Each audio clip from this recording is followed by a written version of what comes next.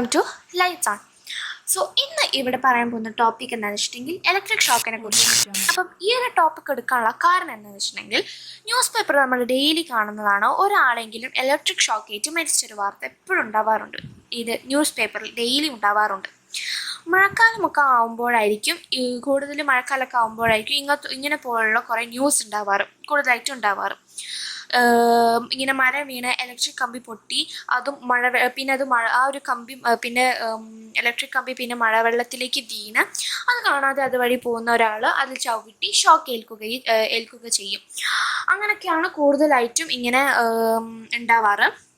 ഒരു ഷോക്ക് ഏൽക്കാറ്. പിന്നെ അതുപോലെ തന്നെ നമ്മുടെ വീടുകളിലൊക്കെ മഴക്കാലത്ത് ചുമര് നനയും. അപ്പോൾ ഈ ചുമരൊക്കെ നനഞ്ഞു ഇങ്ങനെ അപകടങ്ങൾ സംഭവിക്കാറുണ്ട്. അപ്പം ഈ ഒരു സന്ദർഭങ്ങളിലൊക്കെ നമ്മൾ പാലിക്കേണ്ട ചില കാര്യങ്ങളാണ് ഞാനിപ്പോൾ പറയാൻ പോകുന്നത്.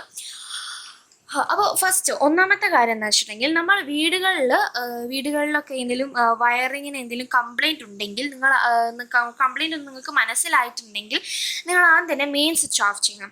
മെയിൻ സ്വിച്ച് ഓഫ് ചെയ്തതിന് ശേഷം എന്നിട്ട് നമ്മൾ ഇലക്ട്രീഷ്യനെ വിളിച്ചിട്ട് അത് ക്ലിയർ ചെയ്യുക. അത് കഴിഞ്ഞ് നമ്മൾ രണ്ടാമത്തെ പോയിന്റ് എന്ന് വെച്ചിട്ടുണ്ടെങ്കിൽ, നനഞ്ഞ കൈ കൊണ്ട് ഒരിക്കലും സ്വിച്ച് ഓൺ ചെയ്യാതിരിക്കുക. അപ്പം നമുക്ക് എല്ലാവർക്കും അറിയാതെ നനഞ്ഞ കൈ കൊണ്ട് ഒരിക്കലും സ്വിച്ച് ഓൺ ചെയ്യാതിരിക്കുക എന്നുള്ളത് നമ്മൾ എപ്പോഴും എന്ത് ചെയ്യണം? അതെ, അഥവാ കൈയൊക്കെ കഴുകിയിട്ടുണ്ടെങ്കിൽ കൈയൊക്കെ നല്ലോണം ടവലിൻ്റോ എന്തുകൊണ്ടൊക്കെ ടിഷ്യൂ പേപ്പറിനോണ്ടൊക്കെ നല്ലോണം തുടച്ചതിന് ശേഷം മാത്രമേ സ്വിച്ച് ഓൺ ചെയ്യാവൂ.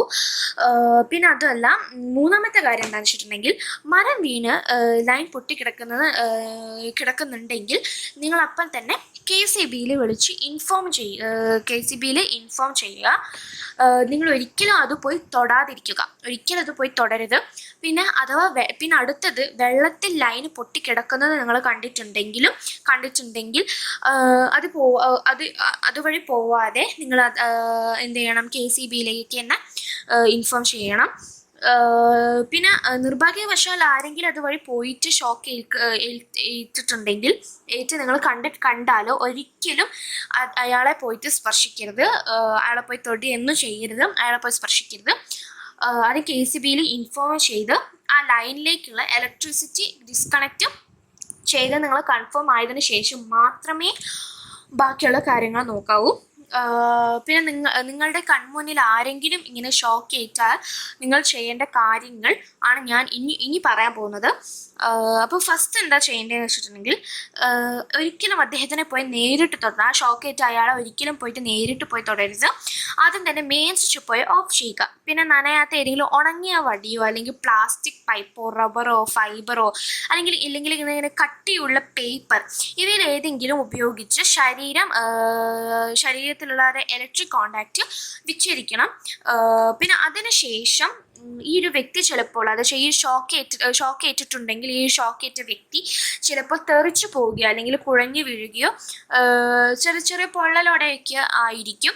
അപ്പം ചെറിയ പൊള്ളലാണെങ്കിൽ ആദ്യം ആ പൊള്ളിയ ഭാഗം ഒരു 15 മുതൽ ഒരു 20 മിനിറ്റ് വരെ വാഷ് ചെയ്യണം. പിന്നെ തെറിച്ച് വീണ വ്യക്തിയാണെങ്കിൽ ആദ്യം അയാൾക്ക് ബോധമുണ്ടോ എന്നൊക്കെ എന്ന് നോക്കുക. പിന്നെ അയാൾക്ക് വേറെ എന്തെങ്കിലും ഇഞ്ചറി അല്ലെങ്കിൽ എന്തെങ്കിലുമൊക്കെ ഒരു ഇഞ്ചറി ഉണ്ടോ എന്ന് നിങ്ങൾ നോക്കുക. അങ്ങനെ അഥവാ എന്തെങ്കിലും ഇഞ്ചറീസ് ഉണ്ടെങ്കിൽ നിങ്ങൾ ഫസ്റ്റ് തന്നെ നിങ്ങൾ വേഗം തന്നെ ഹോസ്പിറ്റലിലേക്ക് കൊണ്ടുപോകണം. ഇനി ബോധമില്ലാതെ ഏതെങ്കിലും വ്യക്തി വീണ് കിടക്കുകയാണെങ്കിൽ ശക്തിയായിട്ട് ഷോൾഡറിൽ ഒന്ന് നല്ല ശക്തിയായിട്ട് അടിക്കണം. അതും ഷോൾഡറിലാട്ടോ അടിക്കേണ്ടത്. പിന്നെ ഏതെങ്കിലും ബോധമുണ്ടോ അല്ലെങ്കിൽ സംസാരിക്കുന്നുണ്ടോ എന്നൊക്കെ നിങ്ങൾ നോക്കണം. സംസാരിക്കുന്നില്ലെങ്കിൽ നിങ്ങൾ എന്ത് ചെയ്യണമെന്ന് വെച്ചാൽ കഴുത്തിൻ്റെ ഭാഗത്തായിട്ട് 2 ഫിംഗേഴ്സ് വെച്ചിട്ട് നിങ്ങൾ പൾസ് നോക്കണം. പൾസ് കിട്ടുന്നില്ലെങ്കിൽ അഥവാ പൾസ് കിട്ടുന്നില്ലെങ്കിൽ എത്രയും പെട്ടെന്ന് തന്നെ CPR കൊടുക്കണം. അപ്പോൾ ഈ CPR എങ്ങനെ കൊടുക്കുന്നത്? 2 കൈ കോർത്തിട്ട് 30 ടൈംസ് കംപ്രഷൻ, പിന്നെ 2 ടൈംസ് ബ്രീത്തും കൊടുക്കണം.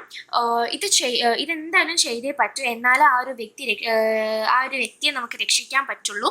പിന്നെ ഇത് കഴിഞ്ഞിട്ട് നമ്മൾ ഹോസ്പിറ്റലിലേക്ക് അയാളെ ഹോസ്പിറ്റലൈസ്ഡ് ആക്കണം.